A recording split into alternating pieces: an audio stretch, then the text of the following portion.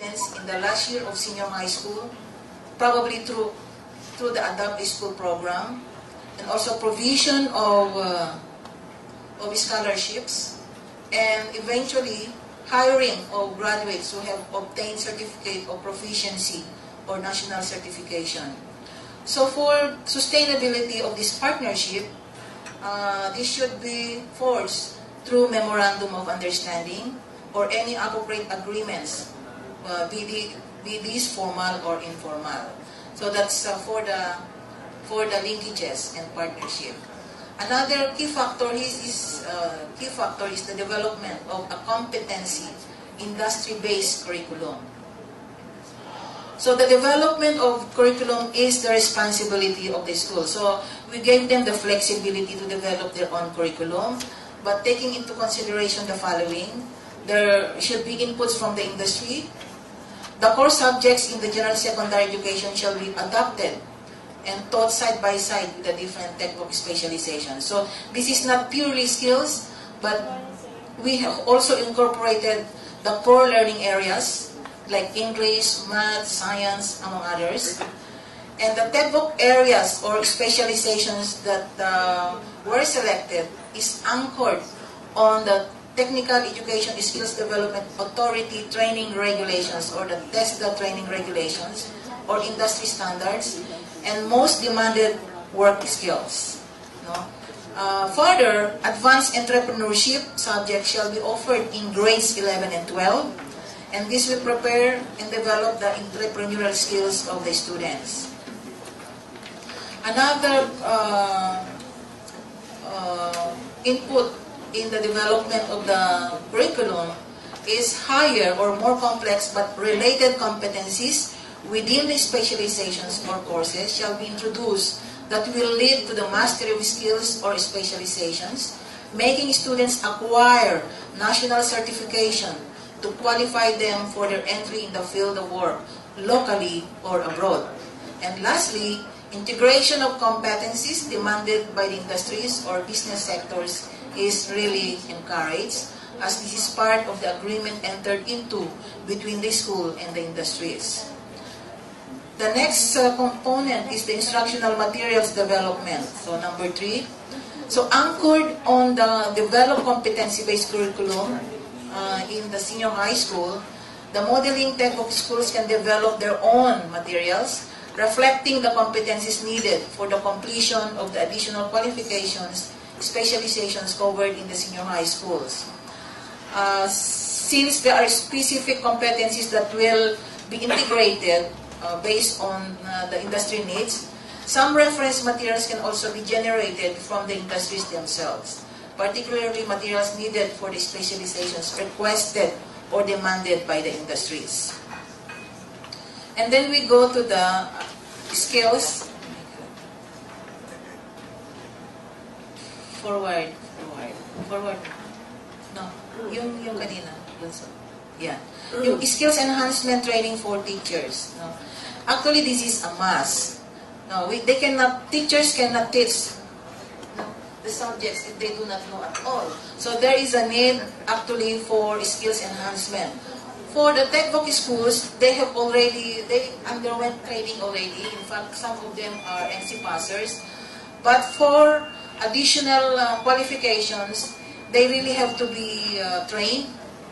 And this could be done by inviting the industries themselves to conduct the training, or maybe tap the services of other textbook schools who have the expertise to do the training. And teachers might want to do industry immersion also. And number 5, this is the provisions for tools and equipment. As part of the Strengthened Technical Vocational Education Program, they have already existing tools and equipment. But for additional specializations or qualifications, this could be sourced out through partnership with relevant industries. Same with laboratory workshops. In terms of assessment of teachers and students, number 7, this is also very, very critical, as teachers of the TechVoc program, they should be national certificate passers, right? So they have to undergo assessment, or else they will not be allowed to teach TechVoc. Okay, next.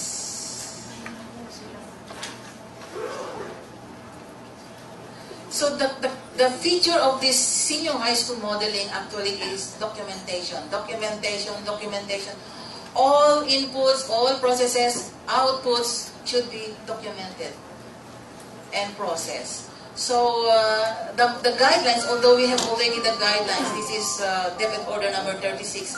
This is still fluid, as this will still be, it will undergo revision based on these processes that have been undertaken. And the schools will be under the regional offices, and the schools will look into, the DepEd regional offices will look into the mechanisms that were set in place, like the partnership, the training, facilities, among others. And in documenting, they will use varied strategies. It's up for them as long as we have the report. And the result of this research-based program shall be inputted in the implementation of the K-12 senior high school in 2016-2017. Okay, so another model that we can explore is the Strengthened Technical Vocational Education Program. This is an existing program that we are implementing under the TechVoc unit. And this program was implemented in 2007. Next, please. Yeah, it started in 2007. And the schools were selected based on the survey conducted by CMU Innotech. And the criteria used during the survey includes the following. They look into the qualification and adequacy of teachers teaching the TechVoc subjects. They also look into the accessibility of laboratory workshops, availability of tools and equipment.